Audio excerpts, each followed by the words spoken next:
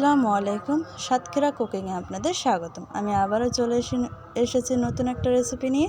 আজকে আমার রেসিপি ঘারকোল পাতা বাটা। আপনারা এটাকে কী বলেন জানি না, অবশ্যই সেটা কমেন্টে জানিয়ে দেবেন।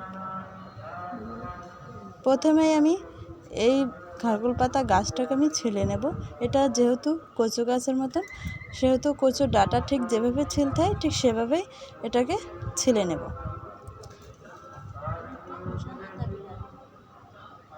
অবশ্যই এটা খুব সুন্দর করে ছিলে নিতে হবে। দেখুন আমি কি সুন্দর করে ছিলে নিয়েছি, ঠিক এরকমই হবে সবগুলো। এবার আমি কিছু কচি পাতা নিয়েছি, আপনারা কচি পাতা দেখেই নেবেন।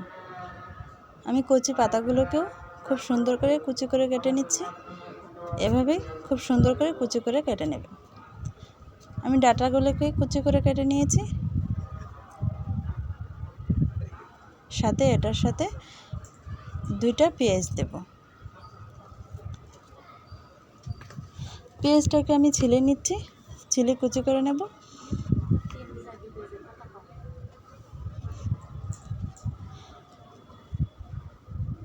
দেখুন কি সুন্দর করে আমি পেঁয়াজগুলোকে কেটে নিয়েছি।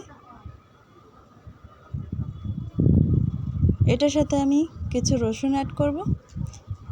এটাতে অবশ্যই কিছু বেশি করে রসুন দিতে হবে। আমি 3-4টা রসুন দিয়েছি, খুব সুন্দর করে ছিলে নিয়েছি।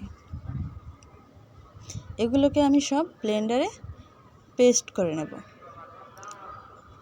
এর সাথে দিয়েছি কিছু শুকনো মরিচ আর দিয়েছি সরিষা। দেখুন কি সুন্দর করে পেস্ট করে নিয়েছি। আপনারা চাইলে শিলপাটায় বেটেও নিতে পারেন।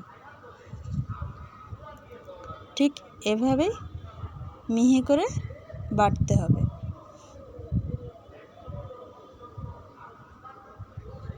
খুব সুন্দর করে বেটে নিয়েছি।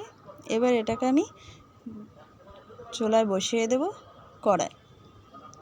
কড়াইতে আমি পরিমাণ মতো তেল দিয়েছি। আপনারা চাইলে এখানে সরিষার তেলে ব্যবহার করতে পারেন, আমি কিন্তু সয়াবিন তেল দিয়ে এটা করব।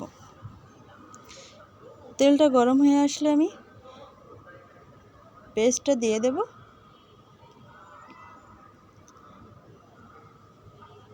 ভালো করে নাড়াচাড়া করে নেবেন যেন তলায় না লেগে যায়। এটাতে আমি কোনো ধরনের পানি ইউজ করব না। আপনারা কিন্তু কখনোই এটাতে পানি দেবেন না।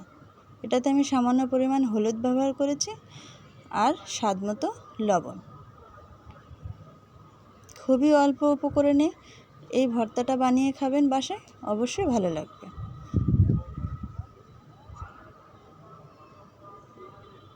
এভাবেই আমি 5 মিনিটের মতো নাড়াচাড়া করে নেব। অনবরত নাড়াচাড়া করতে থাকব।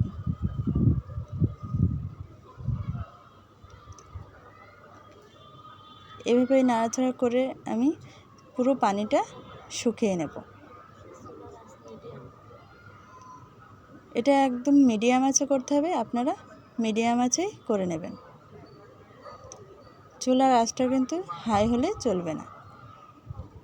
দেখুন কি সুন্দর করে আমার ভর্তাটা হয়ে গেছে, ঠিক এরকমই হবে। কালারটা কিন্তু খুব সুন্দর এসেছে। এবার আমি এটাকে নামিয়ে নেব।